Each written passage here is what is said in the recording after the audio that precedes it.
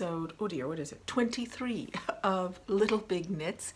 My name is Selma, I'm your host, and I'm coming to you from Ottawa here in Canada, where I live with my family and our cat Yoda. I'm in the living room this week because, well, I just didn't want to miss the opportunity to podcast with the tree. So here I am with our tree. It's not a driftwood tree this year, it's a regular tree, and the kids are happy, and so are we. It's really pretty. Anyway, hello, welcome, and if you're new, thank you for checking me out. Thank you so much to all the returning viewers. It's nice to have you. It's nice to be podcasting again. It's always fun. Anyway, you can find me on Ravelry and Instagram as Selma Knits.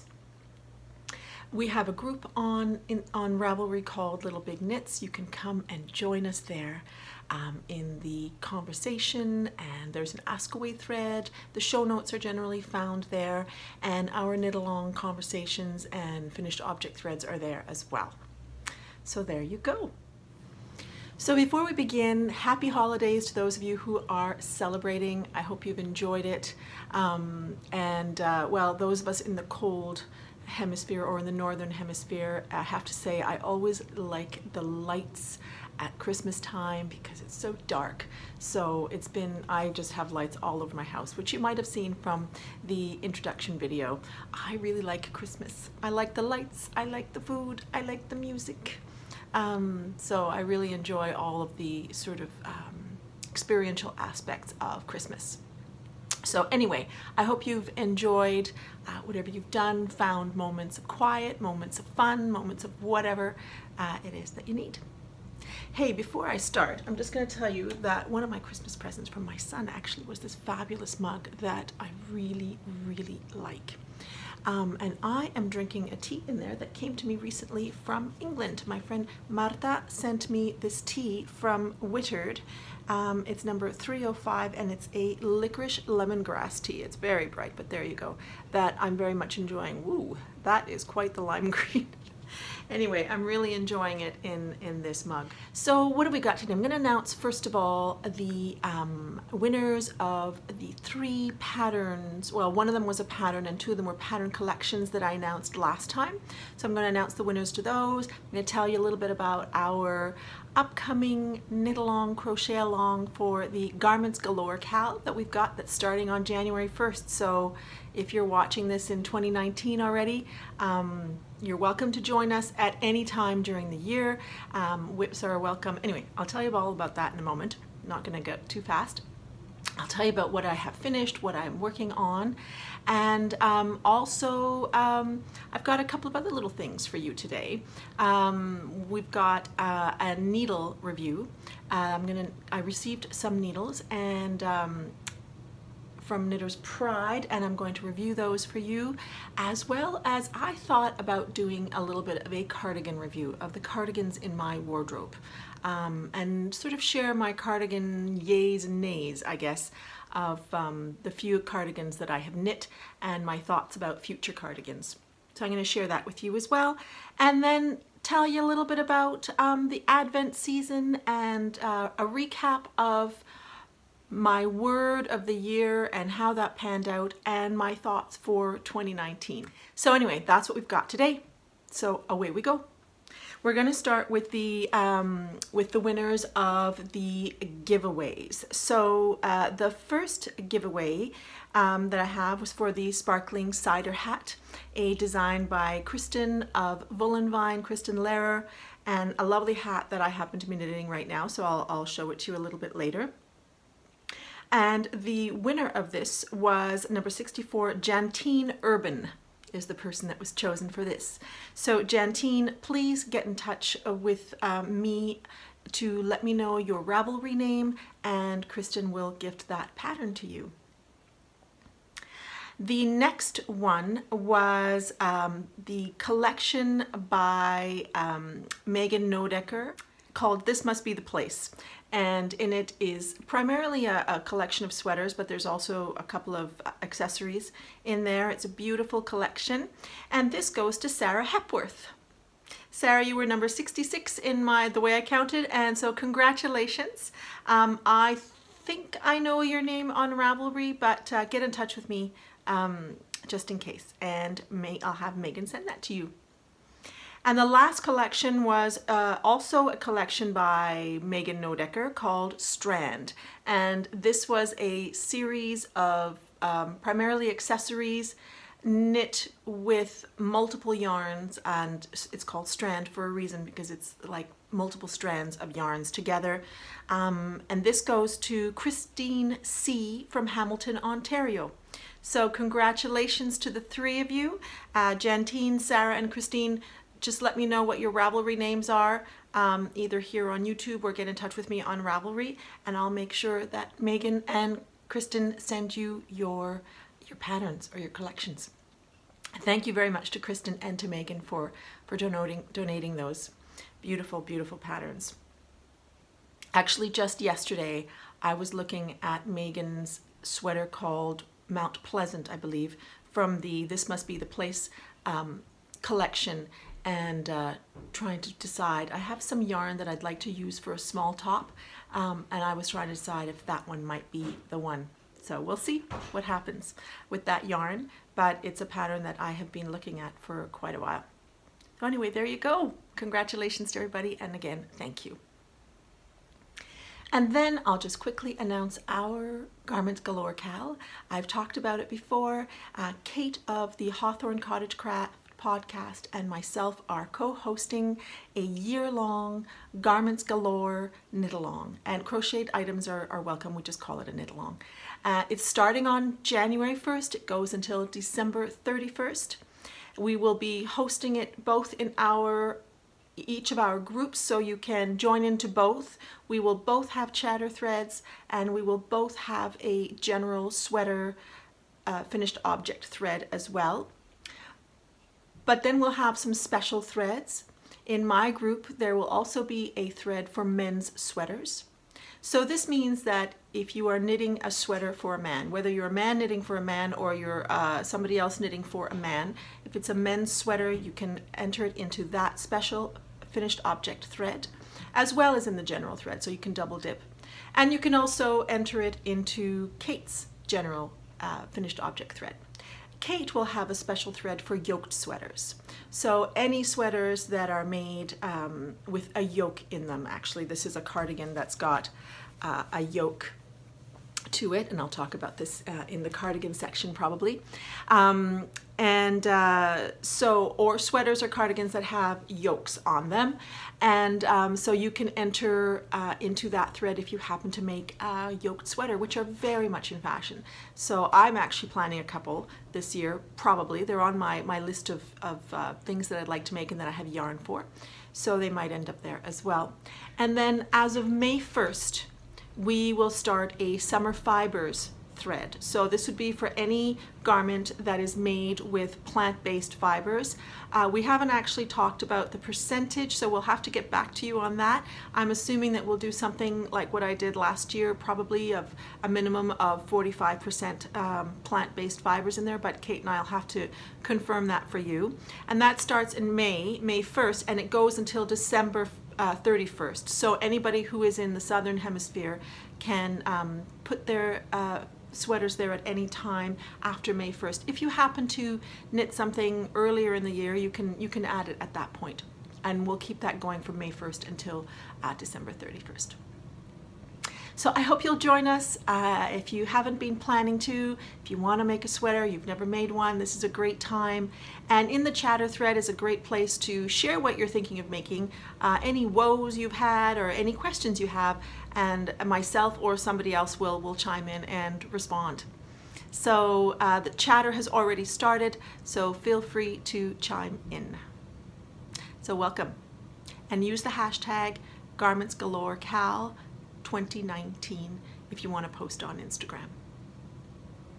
All right, let's get into the knitting. I think that's been long enough, don't you?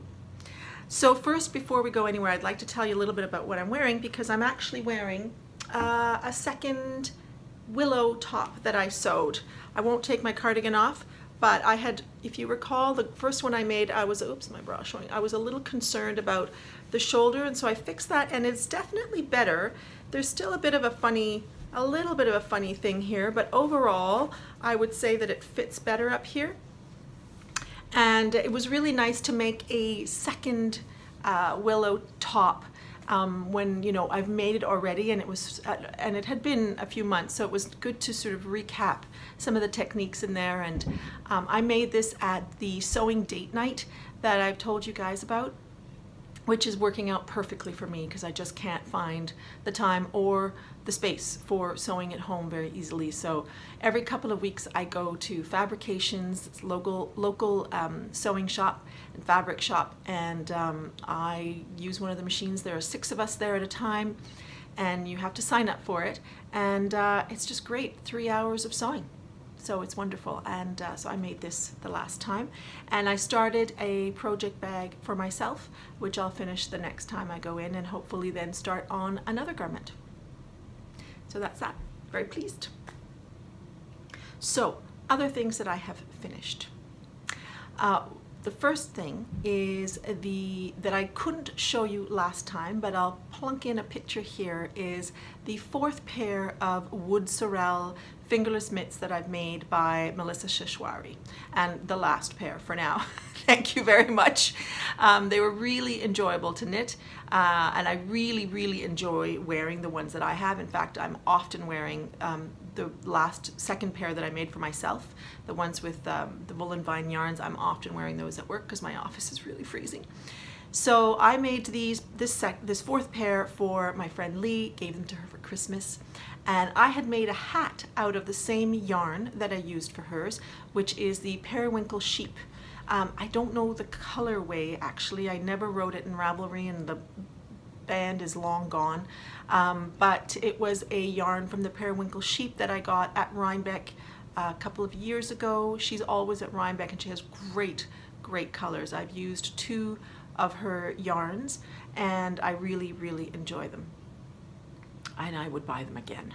But this time I actually decided when I went to Rhinebeck that I wouldn't even go into her stall, because you know, just wasn't in my plans. So I tried not to do that. Anyway, the next thing that I finished was the socks for Alejandro. So here they are. They were finished for Christmas. And he has enjoyed them. They turned out a little loose around here. Alejandro has very slender ankles, and I probably should have done a ribbing, but he insists that he's really enjoying them, and so here they are. They're not completely matchy. They're a little bit on the different side, but because there's so many stripes in there, it doesn't really matter at all, and he really wouldn't care about that. So that's great. He put them on right away and has been enjoying them. So that was the second pair. I knit these on 2.5mm needles. I usually knit on 2.25. I prefer 2.25. They are a little looser, which is not a bad thing, but I'm so used to knitting with 2.25, and the 2.5 actually has quite an impact on the size of the sock. And so although I adjusted for the stitch count, I'm not sure that it completely worked out as well as I wanted to. He seems to like them, but I wonder if they're a little bit on the loose side overall. So I'll be back to my 2.25mm needles for socks from now on. And I am going to aim to make him another pair sometime in 2019, because he really does enjoy them, and I think one of the secrets to keeping wool socks for a long time, especially if you're really hard on them, which he tends to be, is to have many pairs.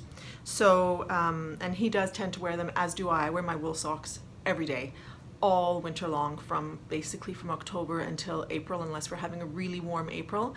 I wear mine all the time, so I now have a good number of socks.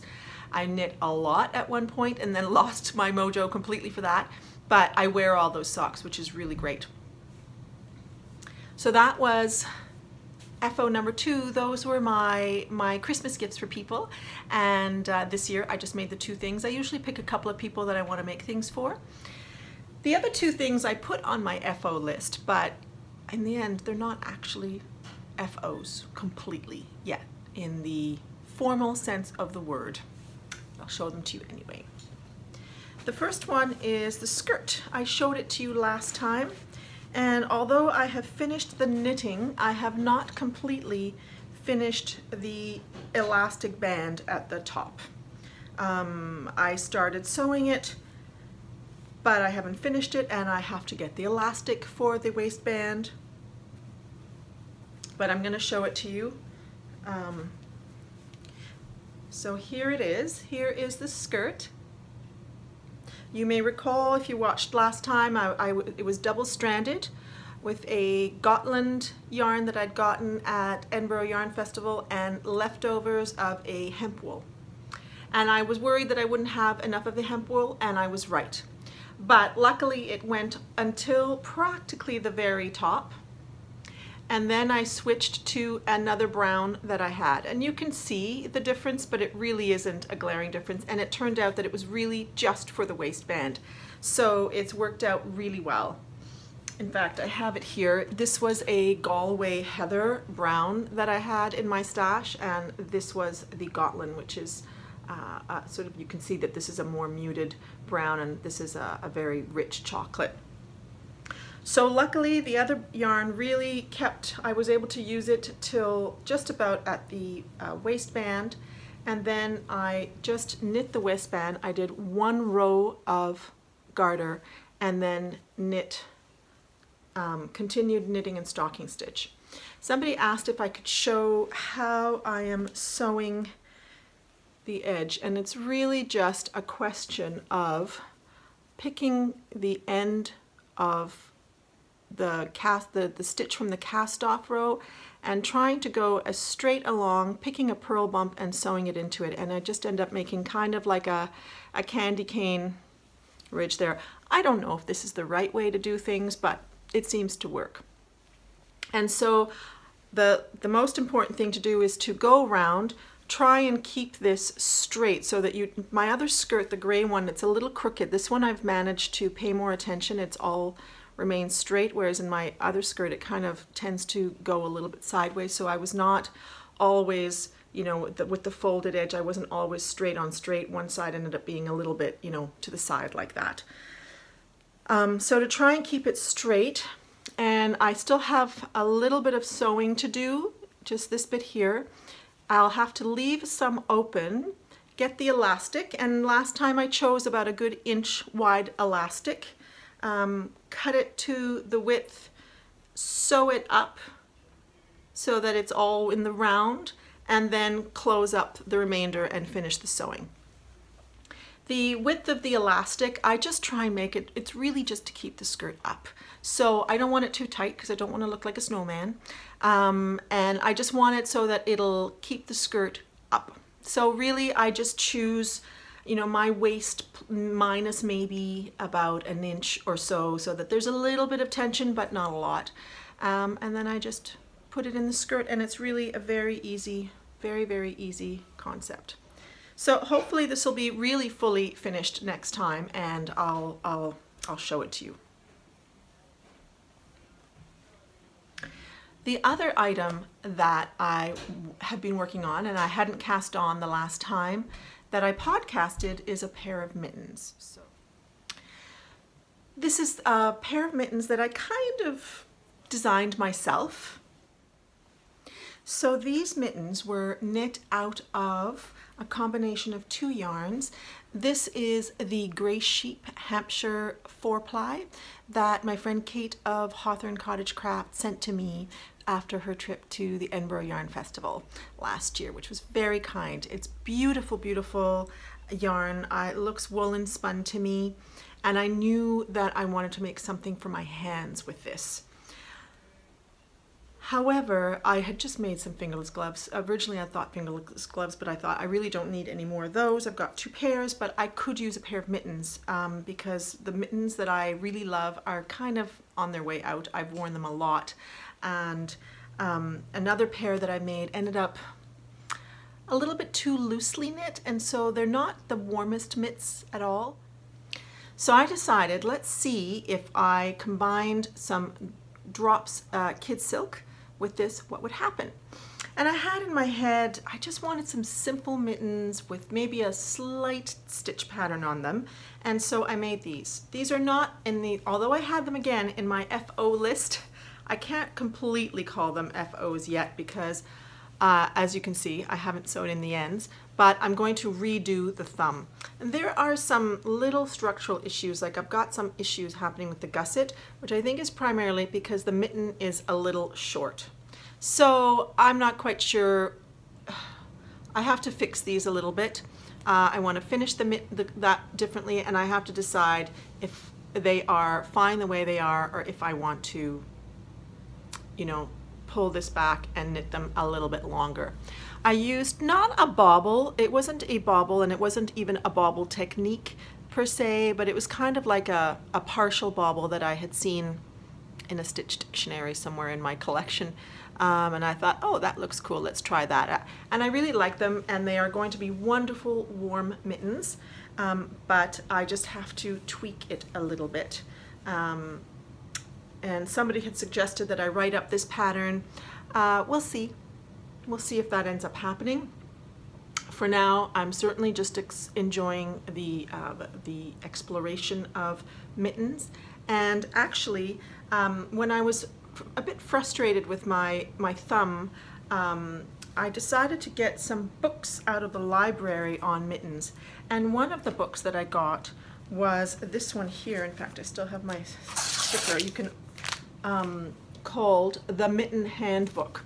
It's by Mary Scott Huff, and I'm really liking this book. It's laid out in a fabulous way because they talk about the different parts of a mitten and all the techniques that go with that. So the first one is about different types of cuffs that you can use on your mittens, and the next section is the different types of gussets.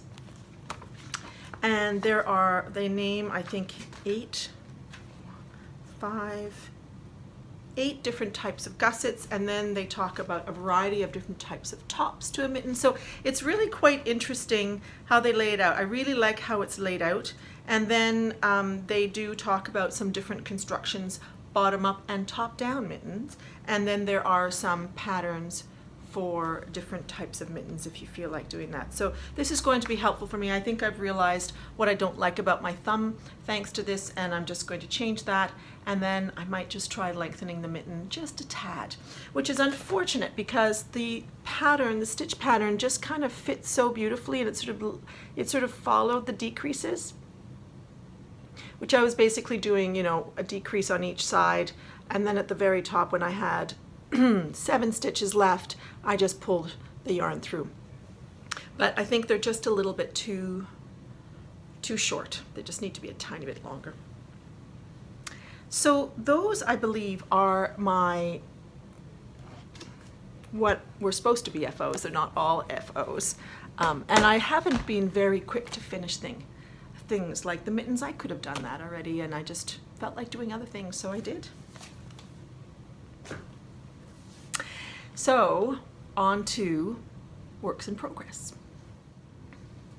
I have quite a few works in progress, actually. This is unusual for me. The first thing that I have that I'll show you is the sparkling cider hat, which was part of the giveaway. And I'm just realizing that I've got everything very, very muddled here. I haven't gotten very far yet, and that's probably partly because I'm knitting more than a few things at a time. Now, you'll recall last time that I showed you 2 swatches, and a very kind viewer, actually I think there were 2 people, suggested that I combine yarns a little differently. And when I did that, and when they suggested that, I realized that is a good idea. And when I did it, I really liked it. I'll show you in a moment. But this is basically giving me the purple that I was really looking for. I really wanted a purple hat. And I've just started the beading. In fact, I've done my first bead somewhere along here. Believe me, I did, I promise I did. There it is, the very first bead. So hopefully today I'll have the time to sit down and finish the row of beads and get on with this hat.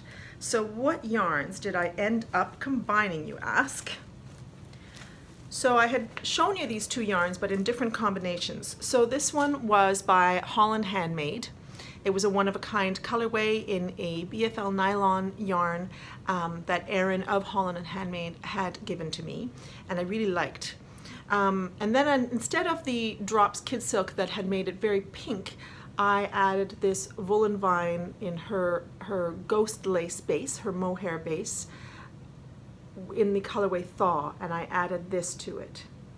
And that gave me a really rich, beautiful purple that I really, really like a lot.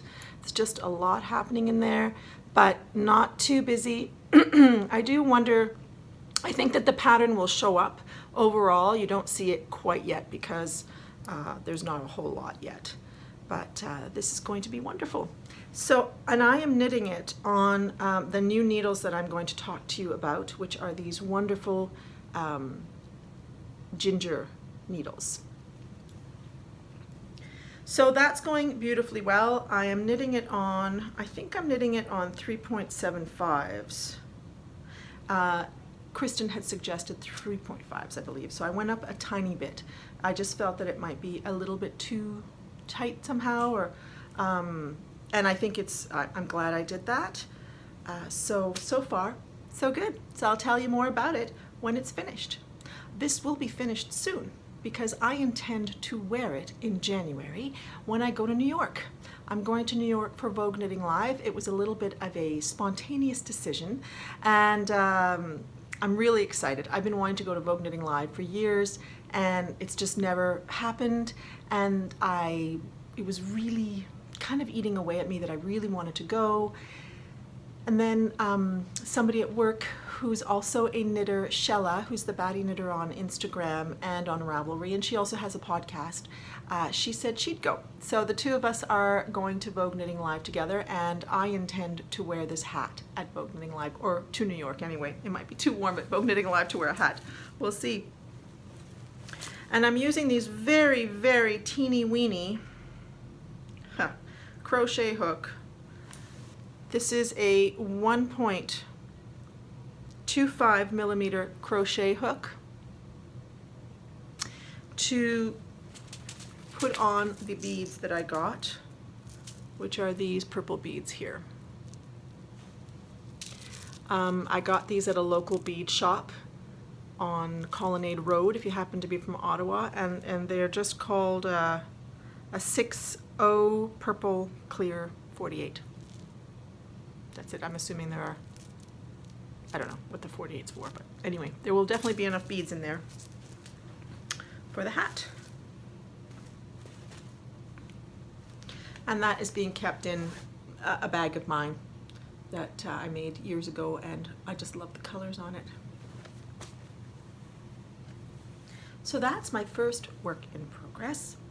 The second work in progress, if you happen to follow me on Instagram, you will have noticed that I was posting crochet squares. I sort of did a spontaneous Advent thingy for myself where I crocheted a square a day. And I really kept to it. I really, really enjoyed it. And I ended up making 24 squares. And so then I gave my permission on the 25th of December to start a new crocheted blanket. And so I've been working on that. Right now it's being housed in this bag that you've seen before, although it's going to outgrow this at some point. But I have added on, I've added on 7 squares so far. So that, and to finish the row I need 3 more, and then it'll be wide enough. So that'll be the first of 11 rows if I decide to make it the same size as Isla's. But I just have so much fun putting the colors together and choosing the squares and then crocheting them up and attaching them, that I'm going to try to work on a square a day and just continue that. And if I do that, this blanket will be finished within the year. In fact, it'll take 110 days to finish all the squares, and then there'll be the border. We'll see if I actually manage to do that, but right now I'm really enjoying the putting together these and the choosing of squares, and I really enjoy making the crochet squares, so that's going to be fun. I'm using a 3mm prim crochet hook, which I just really enjoy working with. I have a couple of these in the 3mm so that if I'm ever missing one, I've got another one. And this is what I use to crochet it.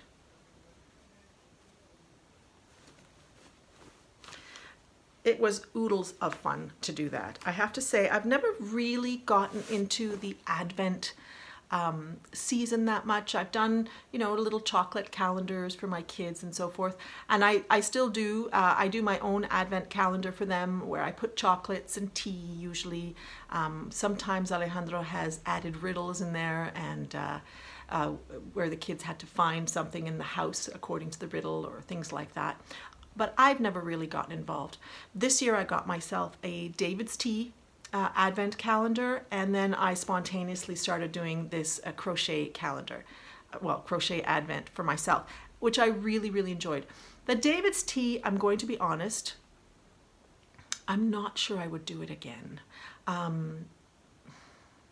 It was okay, it was fun, but after a while I just didn't necessarily have the time to drink the tea every day, so now I've got an accumulation of David's Teas, which is fine, but the Advent aspect of it I sort of didn't really get into.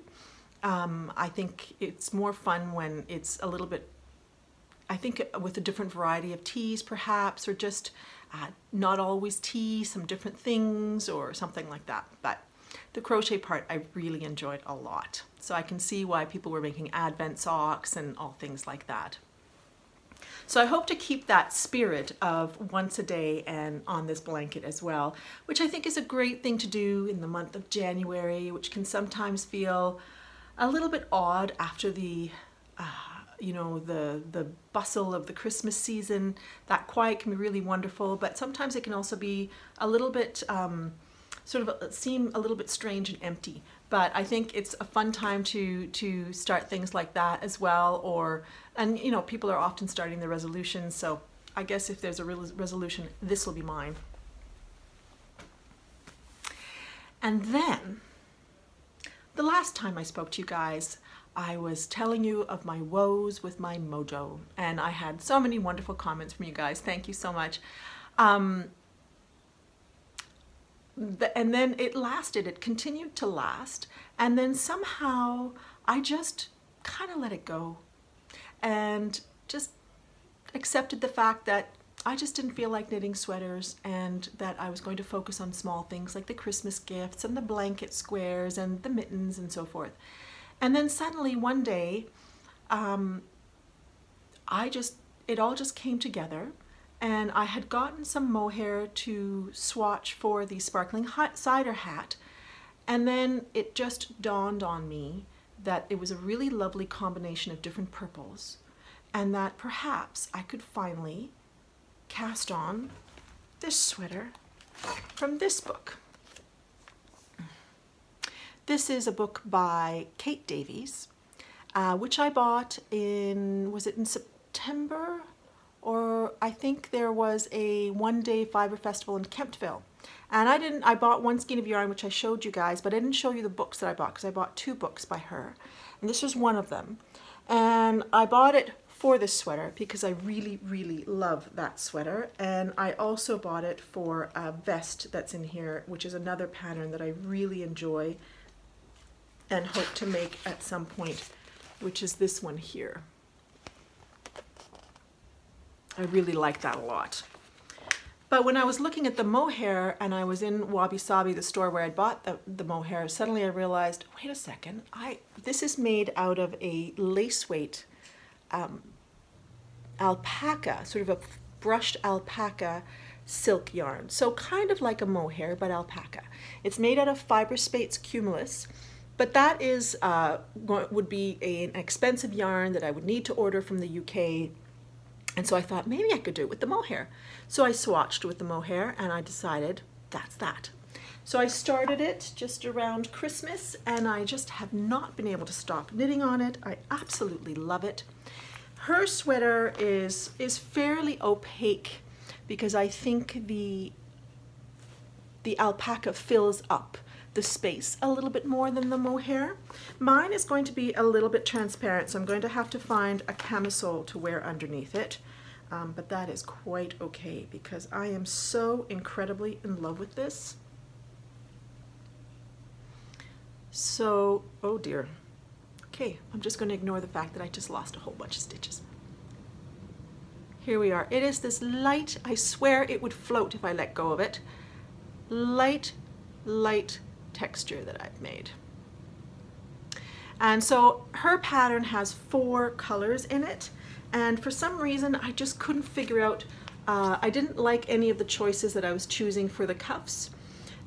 So initially these 3 colors were supposed to be for the stripes, and I decided to turn it into a 3-color sweater rather than a 4-color sweater, and I was perfectly happy with that. So I believe this one is number 5, the pink is number 4, and this sort of sand color is number 20 from the Drops Kid Silk. And I'm just really enjoying it. It's a very simple pattern, really. This lace pattern I think is a 10-row repeat, and it's very easy, and then in between you stripe it. It looks almost like color work because it creates a waviness, and so it looks like you're doing color work, but it's really a striped sweater and really very beautiful. So I am so much enjoying this. I would love to have this for Vogue Knitting Live, but I'm not going to stress myself over it. I'm just really enjoying the knit. The peace and calm is back, and that feels good. It was the bizarrely agitated sense that I had all the time, and I just didn't like that. And perhaps it was mixed in with, you know, the pre-Christmas jitters and who knows what. But it's gone now, and I'm very happy. And this is being held in my ink bag, which I like so much. So she's got wonderful bags, and you may recall that she'd given one for the Garment Cal last year. So between the sparkling hat, the sparkling cider hat, and that one, they're really competing for my time along with the blanket. But the blanket I just do 1 square or 2 a day, and it's pretty easy. The last thing, which I actually started also, excuse me, it's down here. I also started when my mojo was low, was the Match and Move by Martina BEHM. And this is being held in a bag by Jenna Rose, who is a local maker and whose bags are just so wonderful. I've had this for, at least a couple of years, and I just love it. Last night we went to a friend's place for a little gathering, and before we went there we had to go pick my daughter up at her friend's place. And I had this on my lap in the car, and then I got out of the car, I went to get my daughter, came back, got in the car, went to my friend's place, and got there and was like, hey, where's my knitting? And it had fallen out of the car when I got out, and I just hadn't noticed it somehow.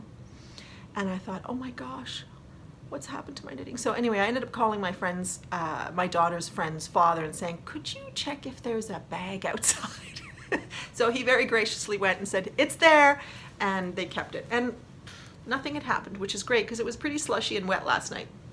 So in here is my Match and Move, which I had planned for a very long time. It's been, the yarn was sitting in this bag for probably about a year, waiting to happen. So I'm glad to have started it. It's turning out that it's getting less attention from me now because I'm knitting on all these different things, but it's definitely going to happen. I'm knitting it out of Shibui Silk Cloud, which I bought 2 or 3 years ago to make something else and then didn't.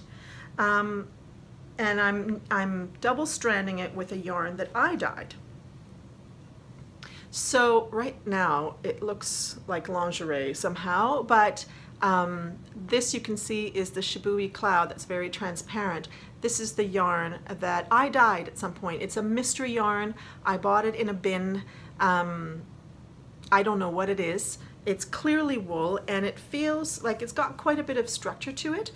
I'm a little bit torn as to whether this is a great, I mean the color is great, but the different textures, but I think that once it's actually worn as a scarf, as a shawl, it'll be fabulous. So I'll just show them to you. I believe that the Shibui is charcoal or graphite is the colorway. And it's this teeny weeny little skein.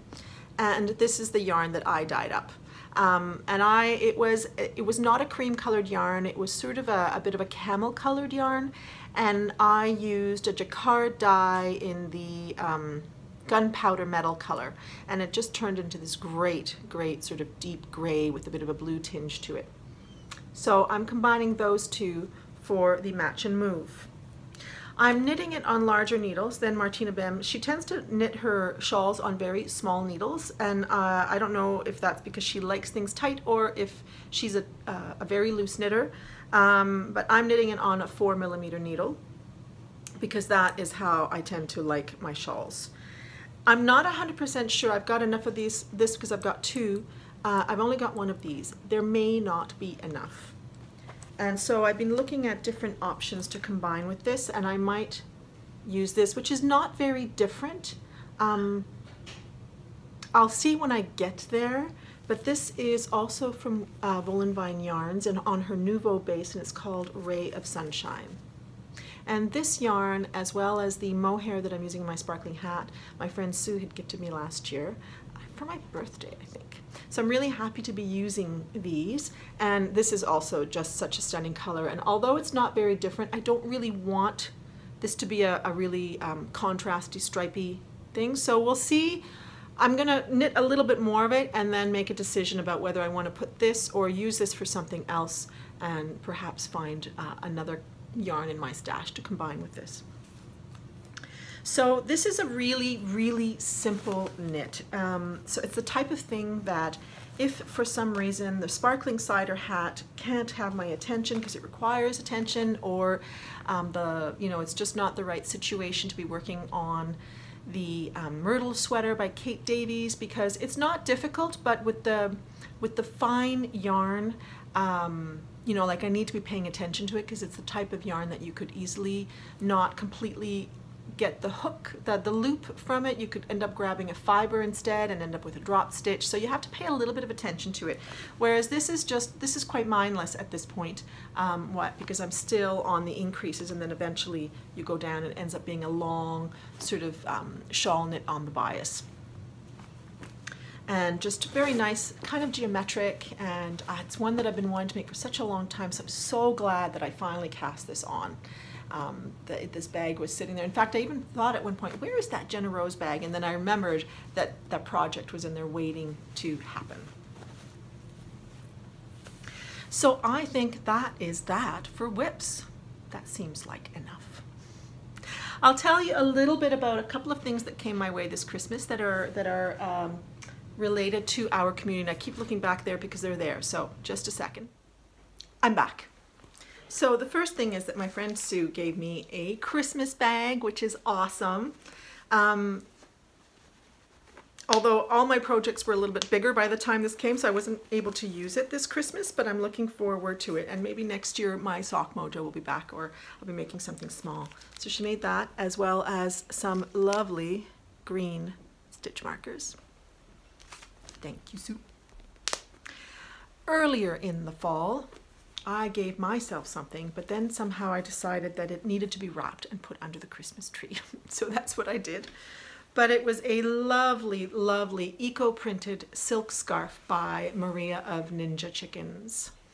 If you follow Maria or watch her podcast, you'll know that she does a lot of eco-printing with leaves.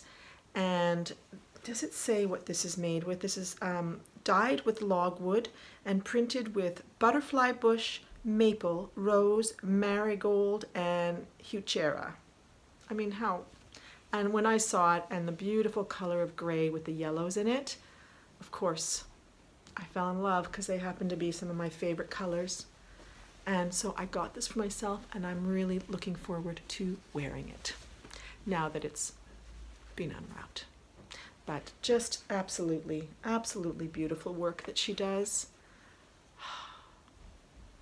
Her stuff sells out very quickly, so if you're ever interested, you got to be on there, but this just happened to be there. I have been into her shop so many times, and I'm so glad that I finally bit the bullet. It's just absolutely, absolutely a beautiful, beautiful color. And I'm just realizing that it'll go very nicely with my other willow top that I made. So I'm going to end up wearing that at some point soon. And then the lovely Marta of Martushka Yarns. Martushka Yarns is a relatively new, well, Marta is a relatively new dyer, and she is the dyer behind Martushka Yarns. And we've become friends on Instagram, and she also has a really fun podcast. I like listening to her talk, and she's got a lot of energy, and it's really fun. And she contacted me and asked me if she could send me one of her mini sets for my blanket, and I said, sure, I'd love that. And so she sent me one of her mini sets, which is just supremely gorgeous. I'm trying to decide which one I like the most, and I'm having a hard time. And maybe I just don't need to even do that. So these are, she has wonderful 20-gram mini sets, like each one is 20 grams. So there will definitely be left over, and I'll have to decide what to do with the leftovers. Thank you so much, Marta. She's also the one who had sent me this tea. She sent me some of this lemongrass licorice tea, as well as a sleepy tea. And, but then she sent me 2 other skeins, which are so beautiful, and I had actually seen them in her shop, of this stunning, stunning blue-faced Leicester and nylon combination, and it's her Hazel Poetic. And it's just a beautiful, beautiful pink. Tell me, what will I make with this? I thought about combining it with one of the mohairs, probably not this one, but maybe a bit more pinky one, and making a second ranunculus, but then I thought that might be too close to my first ranunculus. Anyway, I have to decide what to do with this beautiful, beautiful yarn. Thank you, Marta. Really, really, really lovely. It's just so beautiful. So anyway, thank you, thank you. Those were a couple of the acquisitions that came my way that are, you know, yarny related, or our knitting community related. So there you go. The next thing I wanted to do was to tell you a little bit about the interchangeable needles that I received. They are the Knitter's Pride, and they are the ginger needles. I showed them to you already because I'm using them for one of my projects. And they are made out of this beautiful, beautiful wood. So I was sent these needles as a gift, which was very nice, and I wanted to take a moment to review them and compare them to some of the other interchangeables that I have. I'm relatively new to interchangeable needles. I never really saw the point, but I did start getting tired of my messy needle collection. And originally I had gotten myself the Lykke needles, which were a huge hit last year and everybody was talking about them. I then eventually got myself a sort of travel size Chiaogu set. And then recently, this Knitter's Pride came my way. So as you can see, right off the bat, there is a size difference. If I'm going to go traveling, I tend to take my Chiaogus. But this is a supremely deluxe, beautiful set that I am so happy to have, I have to say. So a couple of things. First of all, obviously this is not so much of a travel set unless perhaps you're traveling by car. It's perhaps not the most convenient thing to pack, but it's got a really great selection of needle sizes. It goes all the way from, I think, 3mm to 12mm, and it's got a lot of cables, far more than the other ones do, which I really like. And it's got things that are great, like this is a magnet so that you can put your pattern there. You can also set this up to be standing upright so that you can be reading your patterns on it. And that's why it's got these hooks so that you can open it and hook it to these thingamajiggies here. That's not, the word's not coming to me right now. I'm really enjoying using these needles a lot. The actual knitting needle is super, super smooth, and I really like the cables a lot. I like COOAK cables. They're quite stiff, and I would put these in a similar category. Haya cables tend to be very, very sort of kind of a softer cable, but I would put these in sort of a stiffer category as the COOAKs. For wood needles, I really enjoy these. I mean, I've come to realize I don't really enjoy bamboo needles myself so much because they tend to be a bit slower to knit with. These slide really beautifully. The joins are not the smoothest, I would say, but they haven't bothered me at all. I do tend to notice them, but it's not like the yarn is catching on them or anything like that. But this is a really, really beautiful set. And I have to say, I tend to go for the COOAK or for these ones. I've been going for these ones a lot because I've been wanting to try them, and I think I'll continue to. The one thing about a small set like this is that you only get a couple of cables, and that becomes kind of, you know, it just becomes cumbersome after a while. Whereas there are so many cables in here. I can't remember how many, but there were several. So I've just been able to grab a cable and put some tips on it and go. And so it's been a really great set to have. These two sets I absolutely love. I have lukewarm feelings about my Look cassette. It's a good size. I like the tips a lot. When the cables fit on, they fit well, but there's a real inconsistency. Sometimes the cables and the needle tip just don't go on very well. And I don't know if was my set or, but that can be a little bit frustrating. Like I've actually had to get Alejandro to come and try and get a cable onto a needle, and you know, and sometimes and I've had to choose another cable because that cable just didn't work. So there's a little bit of an inconsistency, and I would say a quality control that is lacking in these needles, but they're beautiful to knit with, and when they fit on, the joins are really, really nice. So right now I'd have to say that the ginger needles are the ones that I'm going to and gravitating towards a lot, because there is pretty much everything I need in there, and I'm really enjoying knitting with them. As I said, just the join sometimes is not the smoothest of the three needles, I would say, but it hasn't stopped me from knitting, or it hasn't caused frustration in any way. So there you go. If you want to know a little bit about interchangeable needles, I bet you there's some great sales out there right now in case you're looking for some. I talked to you a little bit about wanting to talk about cardigans at the beginning of the podcast. So earlier in December, and about the time when I was having my Mojo woes, I was thinking that I really need some cardigans. I have made 5 cardigans. Well, I've made 6. One of them is the Deco cardigan by Kate Davies, and I wear it as a sweater. I don't wear it as a cardigan. Per se, I've never opened it. It's got snaps on it, but I really wear it as a sweater, and I really love that one, and I wear it fairly regularly at work. But otherwise, as I said, I've made about 5 cardigans, and there's not one of them that I absolutely adore and want to wear all the time.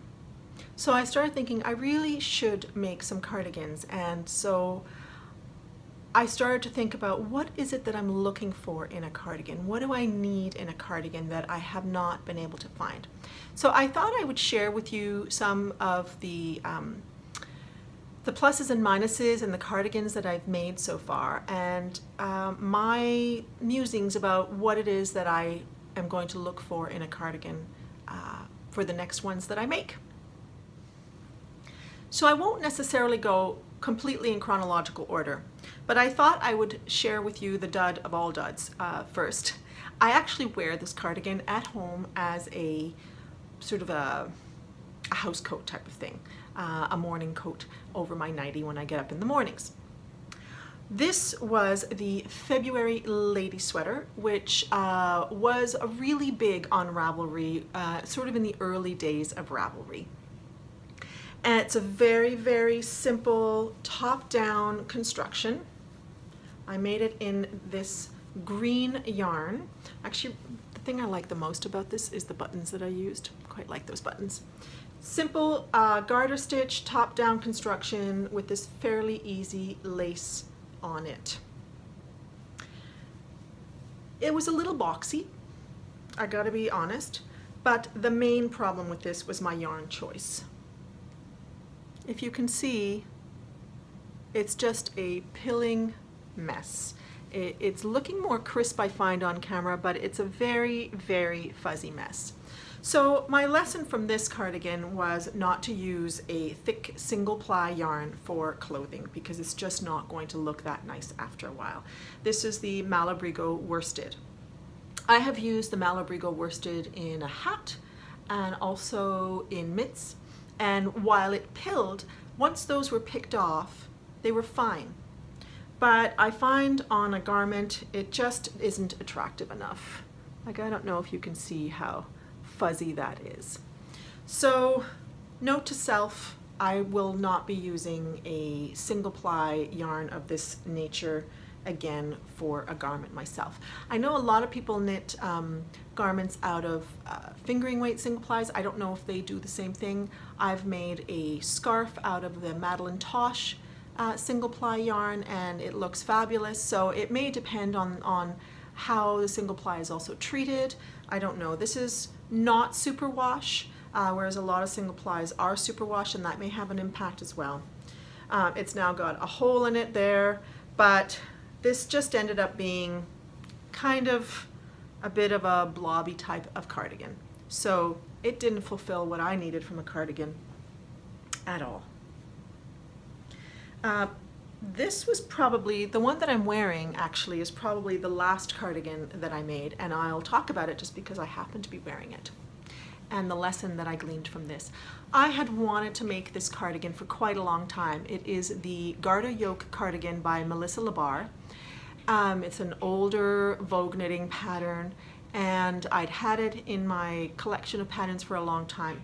I got this yarn, which is the Foster Sheep Romney Aran. I got it at Rhinebeck, my first year there, and so I decided to make this cardigan. The yarn ended up being a little bit more variegated than I wanted to, and there were some frustrations with that, which I've gotten over, I have to say, and the yarn is very nice. I've never worn this cardigan. This is the first day I'm wearing this cardigan. I've never put buttons on the cardigan, and I'm regretting that. But you can see when you look at my sleeves, at the sleeve there's a difference in color from this sleeve. And that bothered me in the beginning. It bothers me far less now. I'm realizing, however, from this cardigan, one of the things that I need to avoid doing when I make a cardigan.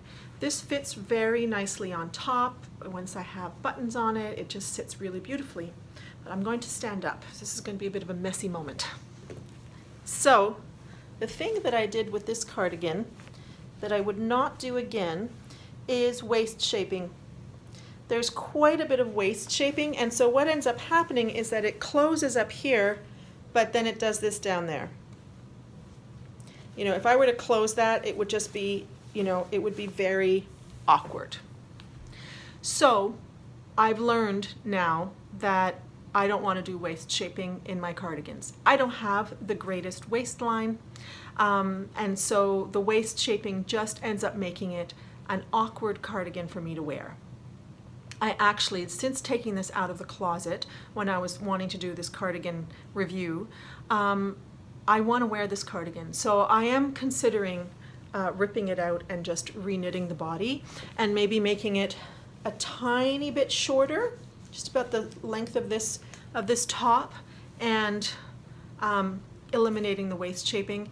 And then I have a feeling that I'll actually wear this cardigan and enjoy it. So that might end up being one of my projects for 2018. I'm a little hesitant to rip out and re-knit again because I know that the texture can be different, but I think once it gets washed it won't matter. And because I haven't worn this, it's not like the yarn has worn. So this is one of the lessons, another lesson that I've learned from cardigan making. Now, the other three are cardigans that I have worn and that overall I enjoy, but there's a little something in each of them that I don't love. So the next one I want to talk about, and I've worn this a lot. One thing about this cardigan is that I find the color to not be necessarily the easiest color to pair. It's looking quite purple right now on screen, but I find it to be quite a browny reddy color at times, and it just hasn't been the easiest color for me to incorporate in my collection. But I'm just going to do a little wardrobe change so that you can see how it fits. So this is the Featherweight by Gudrun Johnson. It's been knit by gazillions of people. It is another raglan construction, you know, typical sort of raglan top-down construction with a garter ridge button band. And overall, this is probably the cardigan that I've worn the most in my collection. As I said, I just sometimes feel like it's not the easiest one to combine. And it's not only the color, it's got a lot going on. So I don't know, I haven't somehow been able to, it hasn't become that cardigan that can go with just about anything. And I think that's kind of what I'm looking for. So color is something that I'm going to consider a lot. And overall, it's a very easy cardigan to wear. The one thing I would say about this is that it tends to ride down. There's not a lot of shoulder structure to keep the cardigan on. So although it seems to be sitting very nicely right now, as I'm moving around and doing things, it tends to slide, and I'm constantly having to fiddle with it. So I think that construction will matter a lot to me for the cardigan that I make, and making sure that it's something that will fit nicely and actually close all the way down if I want to, and sit on the shoulders properly. So, hey, this would go very nicely with my scarf actually. So this is one of the earlier cardigans I made, and I've worn it quite a bit as well. This is the Boyfriend cardigan by Stephanie Japel or Japnel. I'll put it down here. It's a free pattern, and it's just a really basic worsted weight top-down cardigan.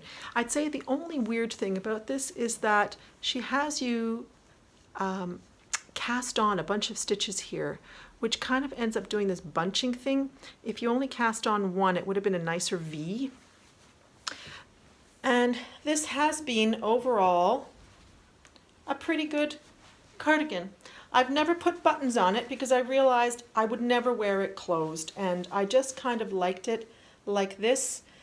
It's a fairly long cardigan, like it comes down there. So the only inconvenience about this cardigan is that I can't really wear it with like an ordinary coat. But I've worn this quite a bit. I really enjoy it. It's a nice gray. It's easy to combine with, look, it looks great with the yellow, for example. I think this was a Garn Studio Angora tweed, so it's a very warm cardigan because there is Angora in it. It is a little bit prone to pilling, but not to the extent, anywhere near the extent of my February lady sweater. So this one has actually been quite successful. I didn't do any waist shaping, which I think is one of the reasons that it's been successful. So it just sits nice and straight. Same with the Featherweight. You know, even though it's got a similar construction to the Featherweight, it sits well on the body. It doesn't do quite what the Featherweight has done. I think maybe the construction, the raglan construction, is a little bit deeper, but this has been actually a reasonably successful cardigan. I just don't wear it that often because, as I said, the length tends to be a little bit of an issue. If it's not, I have a short coat that I wear that then I can't wear this with because it would just look silly hanging out from underneath, and so that ends up stopping me a little bit. But now that I see it on, I'm quite happy with it. Okay, on to the last one. So the last one's a black cardigan, which is going to be very difficult to showcase because it's really quite black. This is a sweater called the Slanted Sleeves by Unkestrick, and I made this out of a double-stranded, I stranded it a mohair, surprise, surprise, about 3 years ago, with a Estelle Arequipa, which is a fingering weight, I think alpaca wool nylon blend. And I really love the combination. The mohair is a Debbie Bliss Angel, And although it looks very black on screen, in reality the mohair was not a true black, so which was kind of nice because it sort of gave a little bit of a heathery look. There you can see it, to the cardigan. This was the first and only contiguous cardigan that I've made. I've made a contiguous top by her as well, which I really like. But somehow this is a little bit like the featherweight, that it tends to slump off a lot. It is a good, it's a good size. It's straight down. I don't think I did any shaping. And overall, it's just an easy fit. The one thing about this one is that the V comes all the way down here. And I ended up only putting one button on it because I thought I would only wear it like this anyway. And I have this wonderful, actually it's an antique glass button. But I really, if I were to make this again, I would not make such a deep V. I don't like that aspect of it. I would have preferred a V that were up here. And I've actually thought about adding, like somehow forcing a hole through there and adding a button. But that was one thing for me to learn, that I like V-neck cardigans, but not so deep. Where the V-neck falls, I think has an impact on how well it fits up here. And I think that if the V weren't so low, it would have fit better up here, because the way it is now, somehow this does the same thing as the featherweight, where it tends to slide down a bit. And so I don't wear it quite as much as I would like to because of that, but it's a really lovely, cozy cardigan to wear. It's a beautiful, soft and squishy fabric, and I really like it a lot. And I liked making it. I like the construction. I would probably make this cardigan again, but I would do the increases for the V-neck, because it is a top down, so you're increasing a little bit more rapidly to have something that came here rather than all the way down here. So I find that a little bit less attractive on me, and especially because I made it a little bit of a longer cardigan, I think it would have been nicer to have it up here. So there you go. So what have I learned, I think, about, and what I'm going to keep in mind in my choices for cardigans, that I want them to fit well at the shoulders. I'm not going to bother with waist shaping anymore, and you know, choose a yarn, a color that is easy to pair with things. If you want to have a cardigan, or if I want to have a cardigan that I can wear with a variety of things, then you know, choose a good color that will be easily paired. And I think for the most part the colors were pretty easy.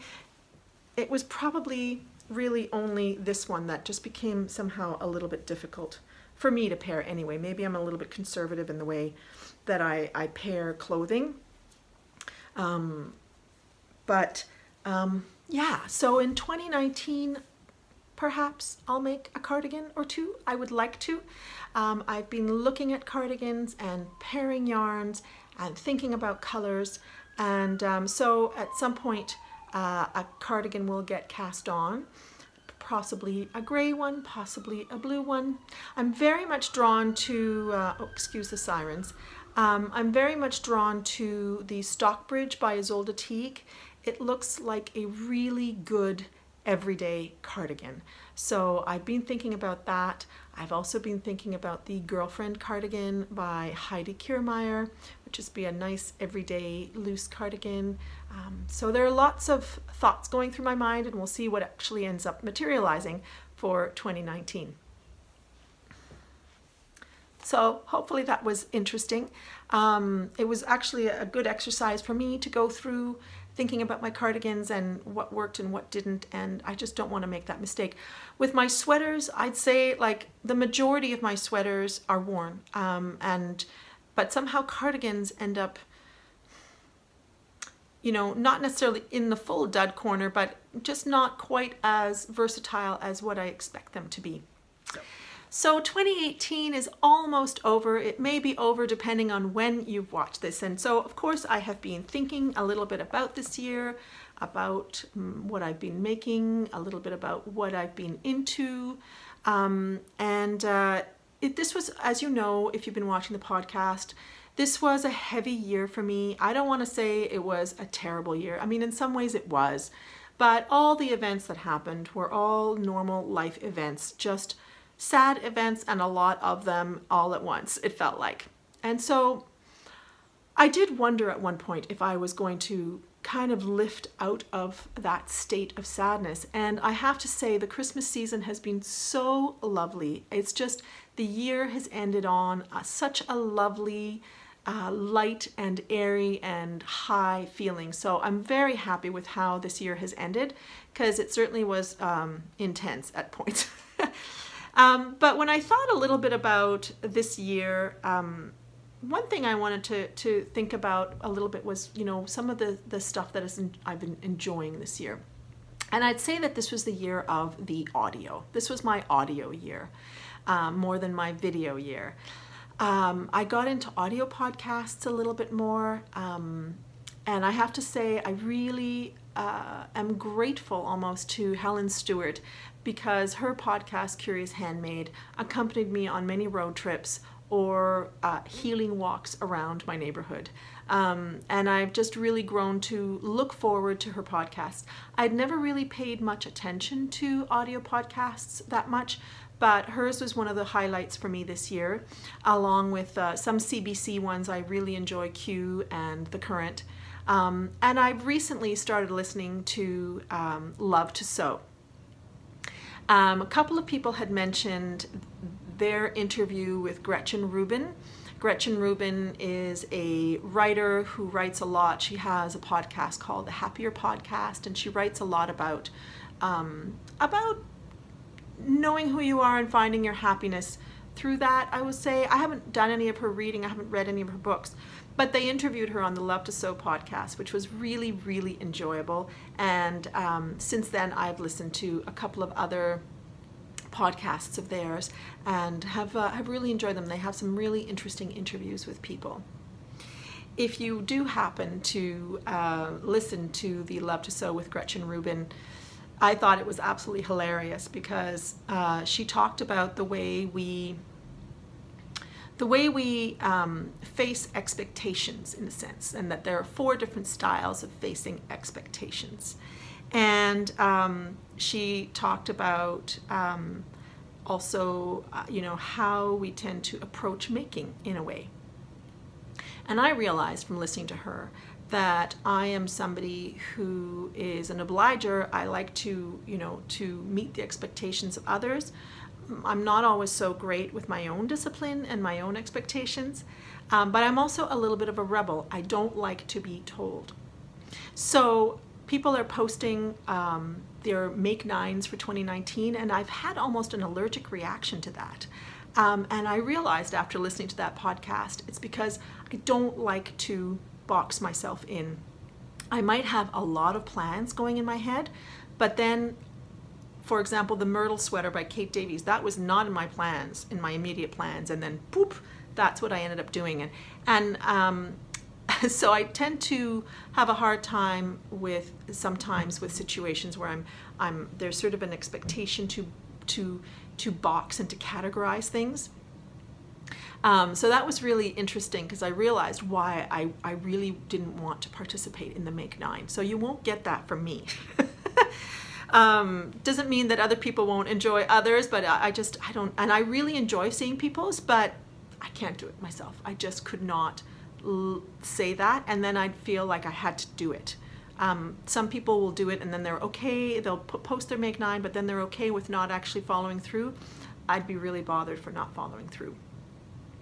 So anyway, that was a really fun. And also audiobooks. I really got into audiobooks this year, and I have so much enjoyed them. When the reading is good. Occasionally I've started a book where the reading just wasn't great, and so I couldn't get into it. But I read Dracula, which I mentioned to you guys last winter, if you were around and happen to recall. I've since also listened to Through Black Spruce by Joseph Boyden, which was really well read, and overall I really enjoyed that book. It's about issues with the Native peoples of Canada. After that, I listened to The Hate You Give by Angie Thomas, which has also been turned into a movie, and it was read by a woman named Bani Bani Turpin, who is such an amazing reader. I just looked forward to listening to that book on my way to and from work. And now I'm listening to Becoming by Michelle Obama, who is also reading her own book. She's doing the reading and she's reading it really well. So I've just really enjoyed listening to podcasts and listening to books. So I was like, this is the year of the audio. Kind of interesting. This year was also the year of, I had a word for the year, and it was balance. So how did I do on the balance front? I've been thinking about that. I'd say so-so. In some ways, despite the curveballs that were thrown at me this year and the intense things that happened this year, I think I found balance quite a bit of the time. Sometimes I was completely thrown off. But other times I think what I meant by balance was also finding a balance between work and life, between family and me, between alone time and social time. And I think I became better throughout the year at recognizing what I needed and then finding that thing and getting that thing and then finding peace through that, whether it was getting together with somebody or being alone or going for a walk.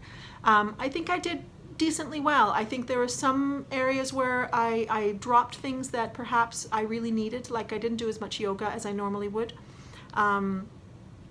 And the other balance that I also thought about was a little bit in my making.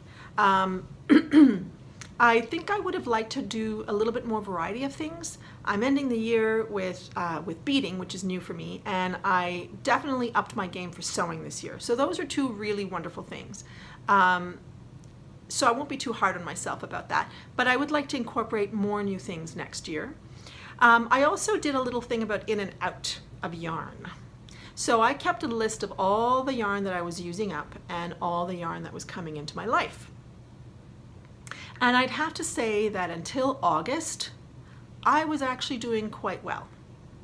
And then from August until now, the scales have tipped. And there's way more yarn that has come into my life than that has gone out. So I am starting 2019, I don't know, we'll see if I manage to get the scales back to a more equal weight of in and outs of yarn. But that's one area where I'd say I didn't do quite so well. I was doing well, then I didn't. Oh well. So what do I want for 2019? I've been thinking about that long and hard, and I really enjoyed my word balance, but I think it was actually a precursor to my next word, which is not really a word, but it's a phrase. And for me, that phrase will be, I am here. I think that phrase is, I don't know, it came to me one day. I was actually out for a walk, and I was thinking about tattoos, because a lot of people have tattoos. And I was remembering a person who I know who has a tattoo and it says believe here, which I thought was an interesting thing to have on her hand. But I thought, what would I put? What would I put? If I ever tattooed myself, I'd want something that really meant something to me. What really means anything to me? I don't know, like, I mean, besides my kids. Anyway, I was musing about this, and then I thought, what I really need is to always be in the moment. If I go out for a walk, to enjoy the trees, to enjoy. And somehow that phrase came to me. So for 2019, I hope to practice the idea of being here, in this moment, not in the future and not in the past. If I'm in my making, I'm in my making. If I'm cleaning the kitchen, I'm cleaning the kitchen. I find sometimes I can end up trying to do too many things at one time, and I'm really not anywhere. And when I started thinking about that, even just thinking about having that tattoo on my wrist of saying, I am here, suddenly it made me a little bit more, actually made me live a little bit more in the moment. And I think that there's something very spiritual about that as well, in terms of, there's a biblical references to that, but also there's a very Buddhist idea of being mindful and being in the moment. So that is my phrase for 2019. And so as a result, I will not make big plans. I will try to really listen to what I need to do in that moment and then actually be in that moment when I make a decision for what it's going to be. So let's see how that works out. Anyway, I think that actually brings us to the end. Yeah, the Christmas season is over. 2018 is over. And January is going to be a fun-filled month. I'll share a little bit of footage at the end of our gingerbread house. And so that's the first thing that's going to happen in January.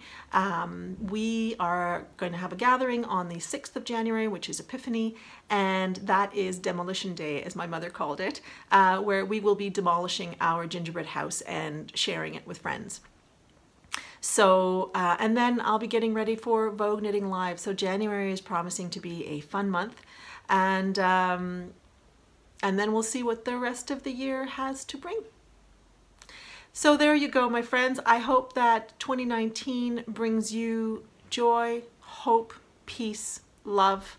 Let's just put it out there, all the mojo for 2019.